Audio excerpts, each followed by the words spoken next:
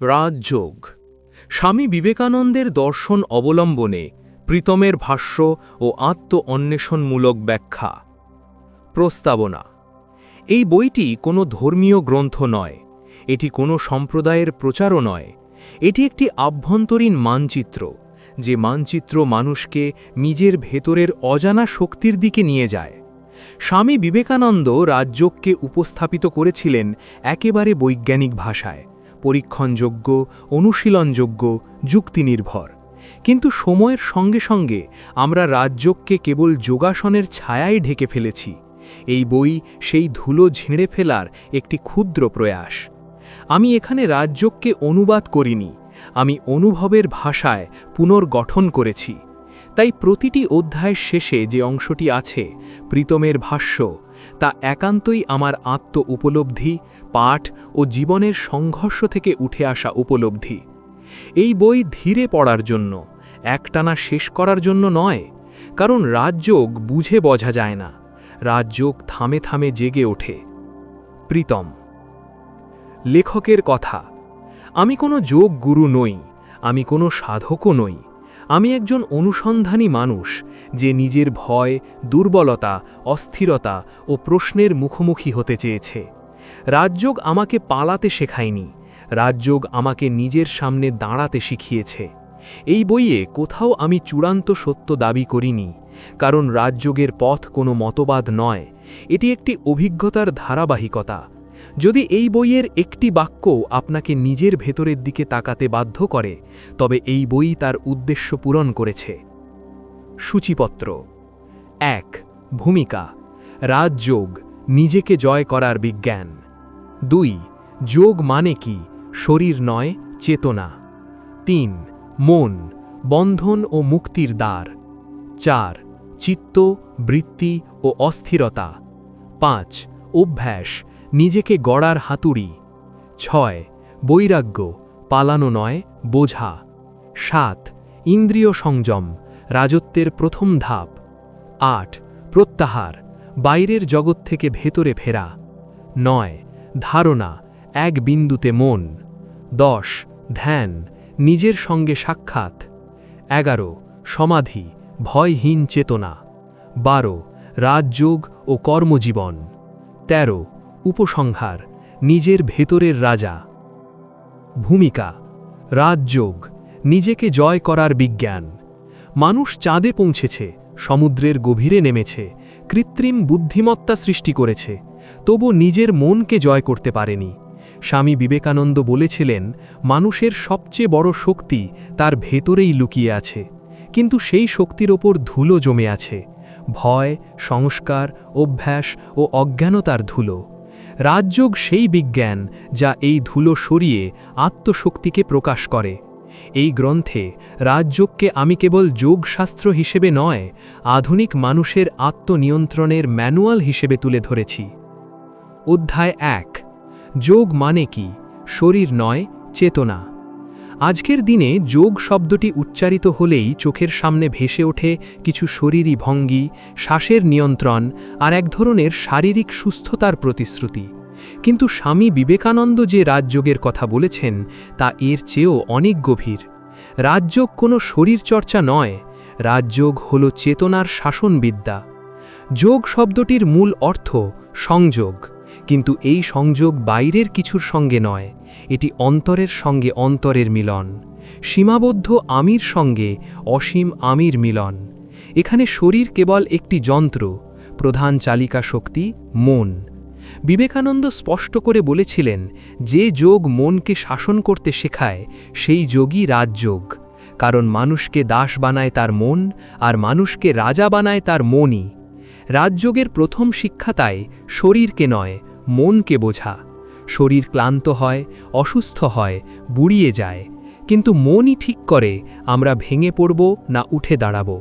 রাজযোগ সেই কৌশল শেখায় যার মাধ্যমে মানুষ নিজের মনের ওপর কর্তৃত্ব প্রতিষ্ঠা করতে পারে। এই কর্তৃত্ব জোর করে আসে না, শাসন দিয়ে নয়, সচেতনতা দিয়ে। রাজযোগে মনকে দমন করা হয় না, মনকে দেখা হয়, আর এই দেখাই ধীরে ধীরে মনকে শান্ত করে। বিবেকানন্দের মতে প্রত্যেক মানুষের ভেতরেই অসীম শক্তি রয়েছে, কিন্তু সেই শক্তি অচেতন মনের ধুলোর নিচে ঢাকা পড়ে থাকে। রাজযোগ সেই ধুলো সরানোর প্রক্রিয়া। প্রীতমের ভাষ্য: আমি অনেক দিন ভেবেছি যোগ মানে কিছু করা, কঠিন নিয়ম, কঠোর সাধনা, নিজেকে ভাঙা। রাজযোগ আমাকে শিখিয়েছে যোগ মানে কিছু হওয়া।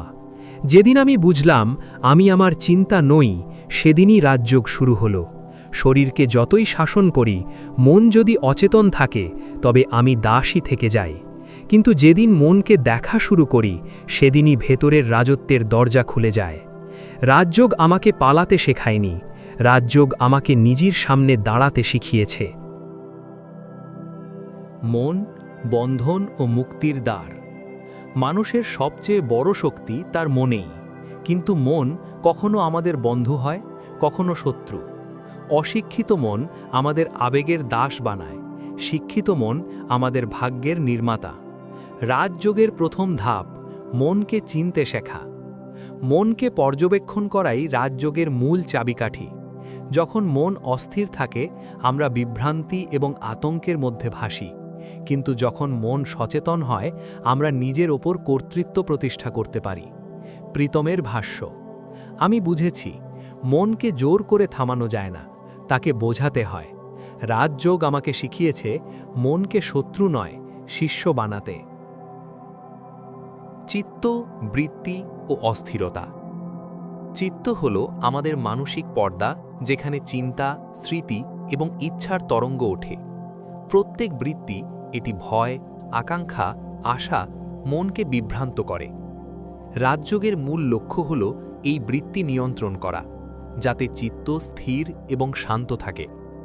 পতঞ্জলির সূত্রে বলা হয়েছে, চিত্ত যোগশ্চিত্ত বৃত্তি নিরোধ। এর অর্থ চিত্তের বৃত্তিকে নিয়ন্ত্রণ করাই যোগ। বৃত্তি থামলে অস্থিরতা কমে, আমরা আমাদের আসল চেতনার দিকে ফিরে আসতে পারি। যখন চিত্ত অস্থির, তখন আমাদের কর্ম, চিন্তা এবং জীবনও অস্থির হয়। রাজযোগ এই অস্থিরতা কমাতে ধাপে ধাপে শিক্ষা দেয়। প্রথমে চিত্তকে পর্যবেক্ষণ করা, তারপর তাকে শান্ত করা এবং অবশেষে চিত্তকে একাগ্র করা। প্রীতমের ভাষ্য: আমি দেখেছি যখন চিত্তের তরঙ্গ শান্ত হয়, তখনই সত্যিকার অন্তর্দৃষ্টি জন্মায়। নীরবতা আমাকে ভয় দেখায়নি, বরং আমাকে সচেতন করেছে। রাজযোগের মন্ত্র হল, বৃত্তি থামাও না, বোঝো এবং নিজেকে সেই পর্যবেক্ষণের মধ্যে স্থির করো। অভ্যাস, নিজেকে গড়ার হাতুড়ি। মনকে নিয়ন্ত্রণ করার জন্য, চিত্তকে স্থির রাখার জন্য অভ্যাস অপরিহার্য। রাজযোগে অভ্যাস মানে কোনো কঠোর নিয়মের প্রতি অনুরাগ নয়, বরং দৈনন্দিন জীবনে সচেতন চর্চা। প্রতিটি ছোট পদক্ষেপ, প্রতিটি অনুশীলন, প্রতিটি পুনরাবৃত্তি আমাদের চরিত্রের গঠন করে। বিবেকানন্দ স্পষ্টভাবে বলেছেন, চেতনা যদি নিয়মিতভাবে সঠিক পথে পরিচালিত হয়, তবে এটি শক্তিশালী হবে। যে ব্যক্তি নিয়মিত ধ্যান, শ্বাস-প্রশ্বাস এবং মনন অনুশীলন করে, সে অচেতনভাবে নিজের ভেতরের শক্তি ও স্থিতি গড়ে তোলে। অভ্যাস হল হাতুড়ি, যার দ্বারা আমরা আমাদের ভিতরের অস্থিরতা ভেঙে ধীর ও স্থির মন গড়ে তুলি। অভ্যাস ছাড়া যে কোনো জ্ঞান কেবল তাত্ত্বিক থাকে। রাজযোগে অভ্যাসকে বলা হয় মনকে গঠন করার সর্বশ্রেষ্ঠ হাতিয়ার। প্রীতমের ভাষ্য: আমি শিখেছি মুডের উপর সাধনা করলে সাধনা ভেঙে যায়, শৃঙ্খলার উপর সাধনা করলে চরিত্র গড়ে ওঠে। প্রতিদিনের ছোট্ট নিয়ম, ক্ষুদ্র চর্চা ধীরে ধীরে আমাকে শক্তিশালী করেছে। আমি যখন অভ্যাসের শক্তিকে বুঝেছি, তখনই রাজযোগ বাস্তব হয়েছে। অভ্যাস আমাদের দায়িত্বশীল, স্থির এবং আত্মনির্ভর হতে শেখায়। এটি ভয়কে দূরে সরিয়ে দেয় এবং আমাদের মনকে রাজত্বের মতো নিয়ন্ত্রণের অধীনে নিয়ে আসে। অভ্যাস না থাকলে জ্ঞান ও দর্শন কেবল স্বপ্নের মতো থাকে। অভ্যাস আমাদের জ্ঞানকে বাস্তবায়িত করে এবং রাজযোগকে আমাদের দৈনন্দিন জীবনের অংশ করে তোলে। বৈরাগ্য, পালানো নয়, বোঝা। বৈরাগ্য শব্দটি শুনলেই অনেকের মনে ভেসে ওঠে ত্যাগ, সন্ন্যাস, সংসার বিমুখতা। কিন্তু রাজযোগে বৈরাগ্যের অর্থ একেবারেই আলাদা। এটি কোনো কিছু ছেড়ে পালিয়ে যাওয়া নয়, বরং জিনিসগুলিকে যথাযথভাবে দেখা। বৈরাগ্য মানে অনুভূতিহীন হওয়া নয়, বরং অনুভূতির দাস না হওয়া। স্বামী বিবেকানন্দ বলেছেন, মনকে স্থির করতে হলে দুটি স্তম্ভ অপরিহার্য, অভ্যাস এবং বৈরাগ্য। অভ্যাস মনকে গড়ে তোলে, আর বৈরাগ্য মনকে অপ্রয়োজনীয় ভার থেকে মুক্ত করে। অভ্যাস ছাড়া বৈরাগ্য শুষ্ক হয়ে যায়, আর বৈরাগ্য ছাড়া অভ্যাস হয়ে ওঠে যান্ত্রিক। আমরা প্রতিদিন অসংখ্য বিষয়ে জড়িয়ে পড়ি: সাফল্যের লোভ, ব্যর্থতার ভয়, মানুষের স্বীকৃতির ক্ষুধা, সম্পর্কের আসক্তি। এই জড়িয়ে পড়াই চিত্তকে অস্থির করে তোলে। বৈরাগ্য এই জড়িয়ে পড়াকে আলগা করে। এটি বলে না এই জিনিস খারাপ, বরং বলে এই জিনিস স্থায়ী নয়। রাজযোগে বৈরাগ্য মানে বাস্তববাদ। যা আছে তা আছে, যা যাবে তা যাবেই। বৈরাগ্য এই সত্যকে মেনে নেওয়ার শক্তি দেয়। আমরা যখন কোনো কিছু ধরে রাখতে চাই শুধু ভয়ের কারণে, তখনই দুঃখ জন্ম নেয়। বৈরাগ্য সেই ভয়ের মূলেই আঘাত করে। বৈরাগ্য আসলে দৃষ্টিভঙ্গির পরিবর্তন। একই জীবন, একই মানুষ, একই কাজ, কিন্তু দেখার চোখ বদলে যায়। তখন সাফল্য অহংকার বাড়ায় না, ব্যর্থতা আত্মঘৃণা তৈরি করে না, মন একটি সমতা অর্জন করে। স্বামী বিবেকানন্দ বৈরাগ্যকে নিষেধের ভাষায় বলেননি, তিনি বলেছেন উপলব্ধির ভাষায়। যতক্ষণ না আমরা বুঝতে পারছি যে বাহ্যিক সুখ ক্ষণস্থায়ী, ততক্ষণ বৈরাগ্য জন্মায় না। জোর করে বৈরাগ্য আনলে তা ভণ্ডামিতে পরিণত হয়। রাজযোগে বৈরাগ্য ধাপে ধাপে আসে। প্রথমে মানুষ বোঝে যে সব কিছু তার নিয়ন্ত্রণে নয়। তারপর সে শেখে যা নিয়ন্ত্রণে নেই তা নিয়ে অস্থির হওয়ার দরকার নেই। এই উপলব্ধিই বৈরাগ্যের বীজ।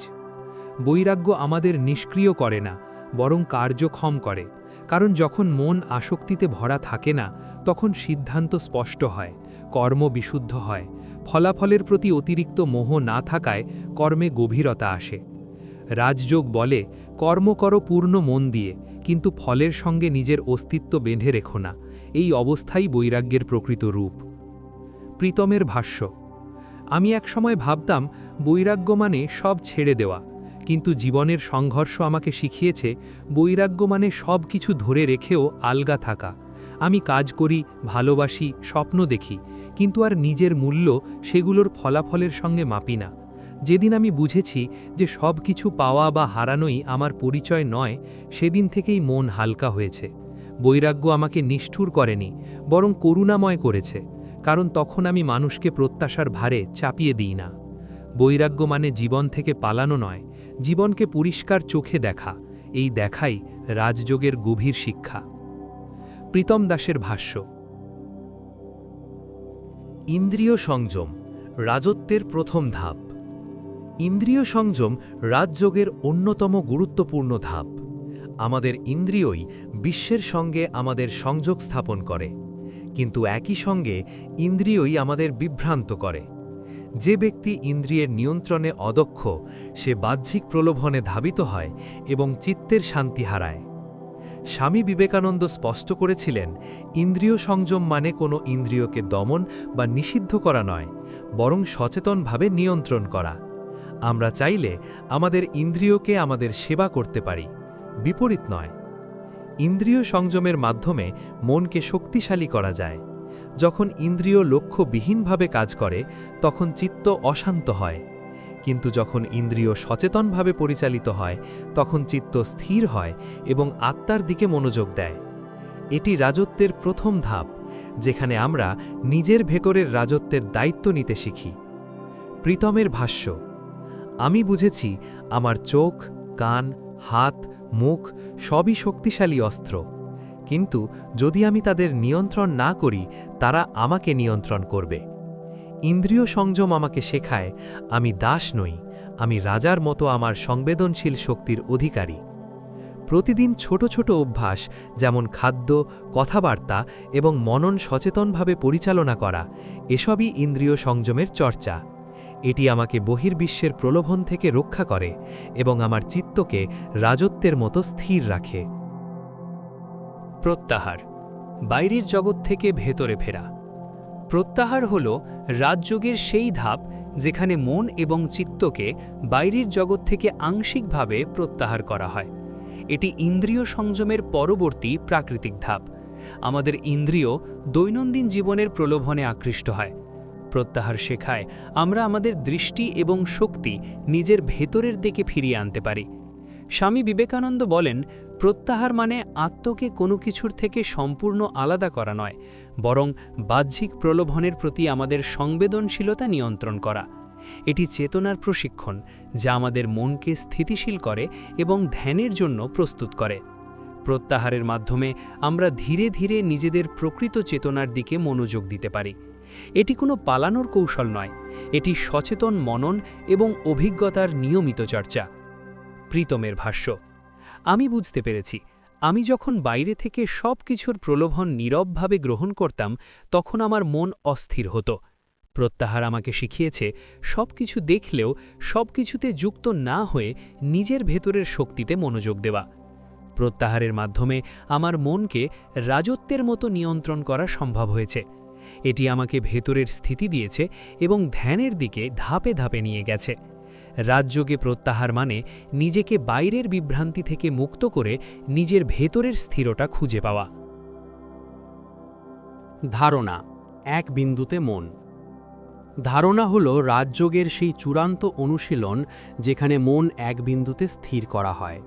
এটি চিত্তের প্রাকৃতিক অস্থিরতা কমিয়ে আনে এবং আমাদের চেতনাকে স্বচ্ছন্দে প্রবাহিত করতে শেখায়। স্বামী বিবেকানন্দের ভাষায় ধারণা মানে চিন্তার এক বিন্দুতে কেন্দ্রীভূত হওয়া। এটি এক ধরনের মানসিক একাগ্রতা যা আমাদের ভাব, অনুভূতি এবং অভ্যাসকে নিয়ন্ত্রণে রাখে। একবার মন এক বিন্দুতে সংযুক্ত হলে আমরা আভ্যন্তরীণ শান্তি এবং জ্ঞানের দিকে ধীরে ধীরে এগিয়ে যেতে পারি। ধারণা চর্চা আমাদের ভেতরের আত্মাকে দেখার ক্ষমতা বৃদ্ধি করে। এটি কোনো বাহ্যিক নিয়ম বা চাপ নয়, বরং সচেতন অনুশীলন এবং অভিজ্ঞতার ফল। যখন চিত্ত এক বিন্দুতে স্থির হয়, তখন আমরা নিজের মধ্যে শান্তি, শক্তি এবং স্থিতিশীলতা খুঁজে পাই। প্রীতমের ভাষ্য: আমি অনুভব করেছি যখন আমার মন এক বিন্দুতে স্থির থাকে, তখন ভেতরের অস্থিরতা, ভয় এবং দ্বিধা স্বয়ংক্রিয়ভাবে কমে যায়। ধারণা আমাকে শিখিয়েছে শক্তি বাহ্যিক কিছুর মধ্যে নয়, বরং নিজের চেতনায় নিহিত। প্রতিদিন কয়েক মিনিটের জন্য হলেও মনকে এক বিন্দুতে রাখার অভ্যাস, এটাই রাজযোগের ধীর এবং অবিচল পথ। এটি আমাকে শেখায় শক্তি কোনো বাহ্যিক কিছু থেকে আসে না, বরং আমার নিজের ভেতরের রাজত্ব থেকে আসে। ধ্যান, নিজের সঙ্গে সাক্ষাৎ। ধ্যান হল রাজযোগের এমন একটি ধাপ যেখানে চিত্তকে এক বিন্দুতে স্থির রেখে অভ্যন্তরীণ পর্যবেক্ষণ করা হয়। এটি আমাদের আত্মার সঙ্গে সরাসরি সংযোগ স্থাপন করার উপায়। ধ্যানের মাধ্যমে মনকে প্রশান্ত করা যায়, ইন্দ্রিয়ের প্রলোভন কমানো যায় এবং চেতনাকে সুসংগঠিত করা যায়। স্বামী বিবেকানন্দ ব্যাখ্যা করেছেন, ধ্যান মানে শুধুমাত্র নীরবতা বা শারীরিক অঙ্গগুলির বিশ্রাম নয়, এটি হলো মনের নিয়ন্ত্রণ, চিন্তার সংযম এবং অভ্যন্তরীণ দর্শন। ধ্যান আমাদের শেখায় কিভাবে আমরা নিজের ভেতরের রাজত্বে প্রবেশ করতে পারি এবং বাস্তবের চেয়ে গভীর বাস্তবতা অনুভব করতে পারি। ধ্যান চর্চার মাধ্যমে আমরা আমাদের চেতনা, অভ্যাস এবং ভাবনাকে একটি একত্রিত প্রক্রিয়ায় নিয়ে আসি। এটি শুধুমাত্র মানসিক প্রশান্তি নয়, বরং আত্মবোধ এবং গভীর জ্ঞানের দিকে ধাপে ধাপে নিয়ে যায়। প্রীতমের ভাষ্য: ধ্যান আমাকে শিখিয়েছে, আমি যখন নিজের ভেতরের দিকে মনোযোগ দিই, তখন বাহ্যিক জগৎ ধীরে ধীরে অপ্রাসঙ্গিক হয়ে যায়। এই অভ্যন্তরীণ সাক্ষাতের মাধ্যমে আমি আমার ভেতরের শক্তি, শান্তি এবং দায়িত্ব অনুভব করি। প্রতিদিন কয়েক মিনিটের ধ্যানও আমার মনকে স্থিতিশীল করে এবং অভ্যন্তরীণ দিক থেকে শক্তি যোগায়।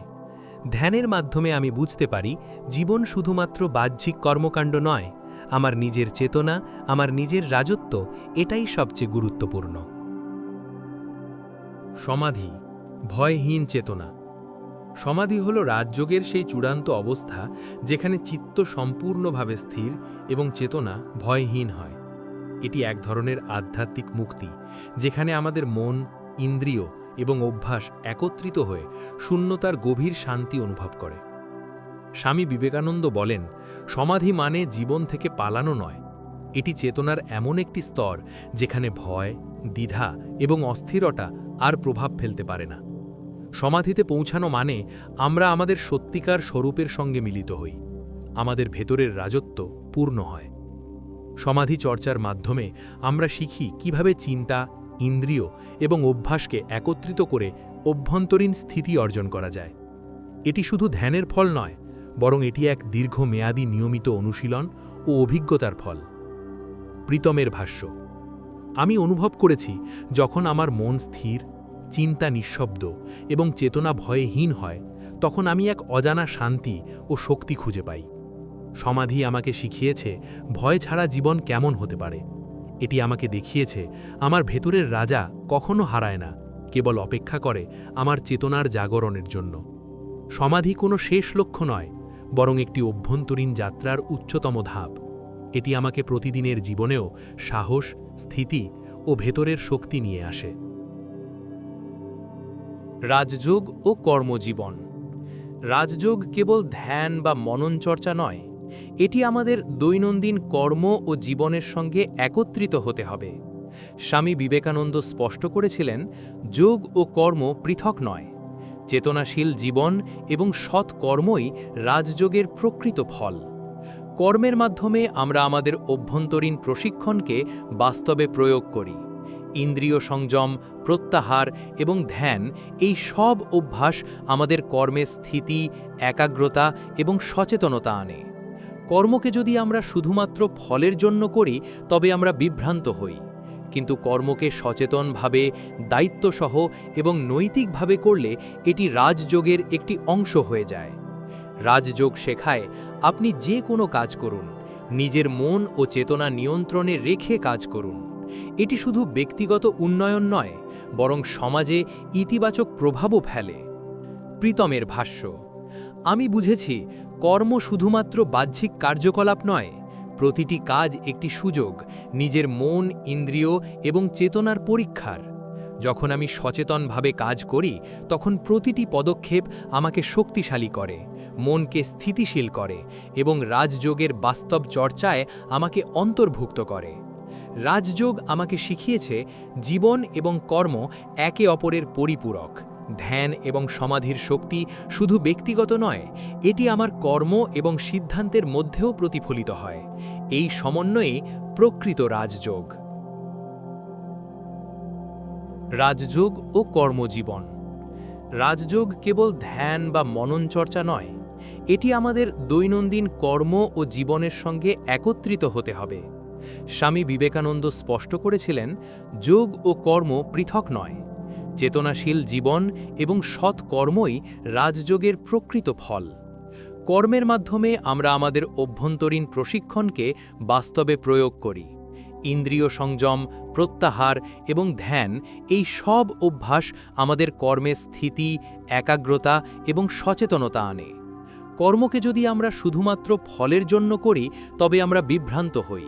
কিন্তু কর্মকে সচেতনভাবে, দায়িত্বসহ এবং নৈতিকভাবে করলে এটি রাজযোগের একটি অংশ হয়ে যায়। রাজযোগ শেখায়, আপনি যে কোনো কাজ করুন, নিজের মন ও চেতনা নিয়ন্ত্রণে রেখে কাজ করুন। এটি শুধু ব্যক্তিগত উন্নয়ন নয়, বরং সমাজে ইতিবাচক প্রভাবও ফেলে। প্রীতমের ভাষ্য: আমি বুঝেছি, কর্ম শুধুমাত্র বাহ্যিক কার্যকলাপ নয়। প্রতিটি কাজ একটি সুযোগ, নিজের মন, ইন্দ্রিয় এবং চেতনার পরীক্ষার। যখন আমি সচেতনভাবে কাজ করি, তখন প্রতিটি পদক্ষেপ আমাকে শক্তিশালী করে, মনকে স্থিতিশীল করে এবং রাজযোগের বাস্তব চর্চায় আমাকে অন্তর্ভুক্ত করে। রাজযোগ আমাকে শিখিয়েছে, জীবন এবং কর্ম একে অপরের পরিপূরক। ধ্যান এবং সমাধির শক্তি শুধু ব্যক্তিগত নয়, এটি আমার কর্ম এবং সিদ্ধান্তের মধ্যেও প্রতিফলিত হয়। এই সমন্বয়ে প্রকৃত রাজযোগ। উপসংহার: নিজের ভেতরের রাজা। রাজযোগের সমস্ত ধাপের লক্ষ্য হল আমাদের ভেতরের রাজা বা সত্যিকারের চেতনার সঙ্গে মিলিত হওয়া। স্বামী বিবেকানন্দ মনে করিয়েছেন, প্রতিটি ব্যক্তি তার ভেতরের শক্তি, স্থিতি এবং মুক্তি নিজেই আবিষ্কার করতে পারে। রাজযোগ কোনো বহিরাগত অধিকার বা শক্তি নয়, এটি অভ্যন্তরীণ অনুসন্ধান এবং নিয়মিত চর্চার ফল। এই যাত্রায় আমরা শিখেছি মনকে নিয়ন্ত্রণ করতে, ইন্দ্রিয়কে পরিচালনা করতে, চেতনাকে এক বিন্দুতে স্থির করতে। ধ্যান, সমাধি এবং সচেতন কর্ম আমাদেরকে ভেতরের স্থিতি, ভয়হীনতা এবং দায়িত্বশীলতা দেয়। আমাদের ভেতরের রাজা তখন প্রকাশ পায় যখন আমরা আমাদের চেতনার সম্পূর্ণ নিয়ন্ত্রণ এবং দায়িত্ব গ্রহণ করি। প্রীতমের ভাষ্য। আমি উপলব্ধি করেছি আমি নিজেকে রাজার মতো পরিচালনা করতে পারি। আমার মন, আমার সিদ্ধান্ত, আমার চেতনা সবই আমার রাজত্বের অংশ। রাজযোগ আমাকে দেখিয়েছে সত্যিকারের শক্তি বাহ্যিক নয়, আমার ভেতরের চেতনা এবং নিয়মিত চর্চার মধ্যেই। রাজযোগের পথ কখনো শেষ হয় না। প্রতিদিনের অভ্যাস, প্রতিটি সচেতন পদক্ষেপ, প্রতিটি ধ্যান এসবই আমাকে ভেতরের রাজত্বে দৃঢ় করে। এই অভ্যন্তরীণ রাজা আমার ভয়কে দূর করে, আমার দায়িত্বকে স্পষ্ট করে এবং আমাকে জীবনের প্রকৃত শক্তির সঙ্গে সংযুক্ত রাখে। এটাই রাজযোগের চূড়ান্ত শিক্ষা, নিজেকে জয় করা এবং নিজের ভেতরের রাজত্বকে বাস্তবায়ন করা।